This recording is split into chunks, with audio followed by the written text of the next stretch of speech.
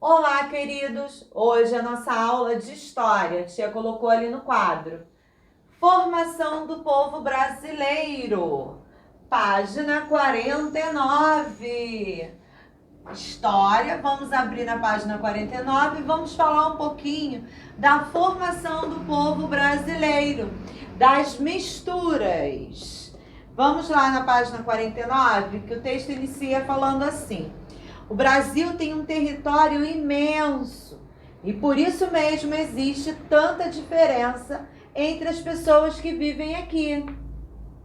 Conhecer os diversos grupos étnicos, ou seja, as pessoas que têm uma cultura em comum, é fundamental para conhecer o Brasil.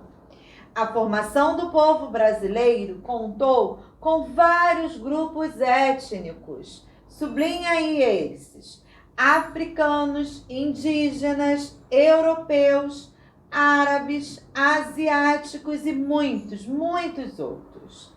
Entretanto, podemos dizer que as etnias que formaram a base do povo brasileiro foram a europeia, a africana e a indígena.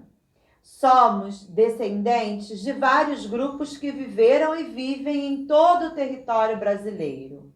Povos que contribuíram de forma marcante na construção da nossa identidade. Assim, todos nós fazemos parte da história do Brasil.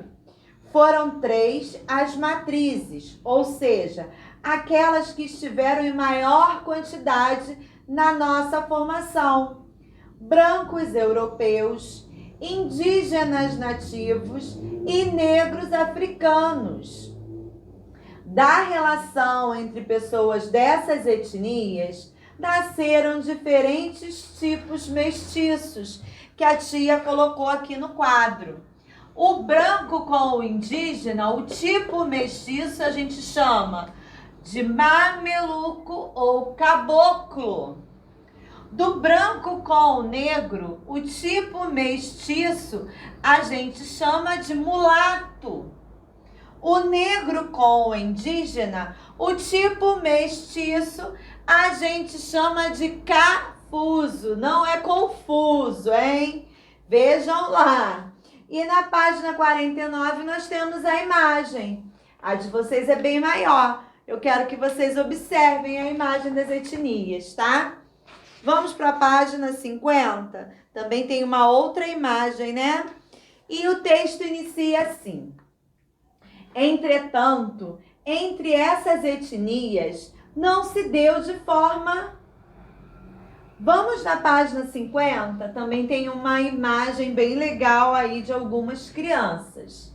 E o texto diz assim: entretanto, a relação entre essas etnias não se deu de forma equilibrada. Houve guerras, pois os europeus se apossaram das terras onde os indígenas viviam, e estes não abriram mão delas sem a disputa. Os africanos foram trazidos pelos europeus para o Brasil. Viviam na escravidão e também resistiram às situações impostas pelos europeus. Eles tentaram resistir, né? Certamente, não podemos dizer que nosso país se constituiu de forma pacífica, sem briga, de forma tranquila. Não foi assim, né? Muito pelo contrário. O sangue de muita gente foi derramado. E, sem dúvida alguma, temos hoje herança dessa história. No censo de 2010, do total de nossos habitantes, 47,7%, quase a metade, classificou-se como branco, cerca de 43,1% como pardo, 7,6% como negro e 1,14% como amarelo e 4% como indígena. É preciso tentar entender o porquê de quase toda a população se autodeclarar branca ou parda. levantar questionamentos sobre o que aconteceu aos indígenas, que hoje constituem menos de 1% da população. Também é importante, já que nossas terras eram habitadas apenas por eles quando os europeus aqui chegaram. Pensar sobre isso nos dá uma dimensão da matança de indígenas que houve para a ocupação do território brasileiro atual. Ou seja, em outras palavras, quando os europeus chegaram aqui, houve guerra, houve briga, confusão, disputa, por terras, por tudo.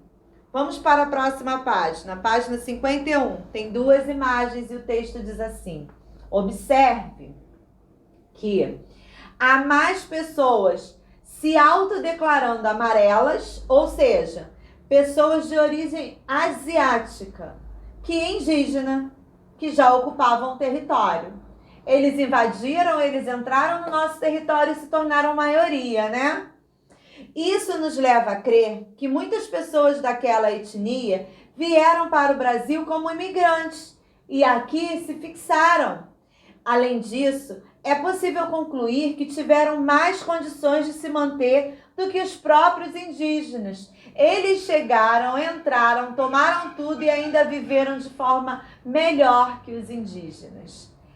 É essencial compreender que a formação do povo brasileiro se deu a partir de relações de dominação, exploração, imposição e aproveitamento entre pessoas de várias etnias. Entretanto, é preciso saber o que aconteceu historicamente para podermos compreender quem somos e como seremos. Lá embaixo das figuras está assim: e mesmo sabendo que, atualmente, há poucas pessoas não mestiças, pelo menos no Brasil, há leis vigentes cujo fundamento é diminuir diferenças históricas da relação entre as etnias matrizes. Existem leis, mas a gente não pode mentir. Será que essas leis são cumpridas?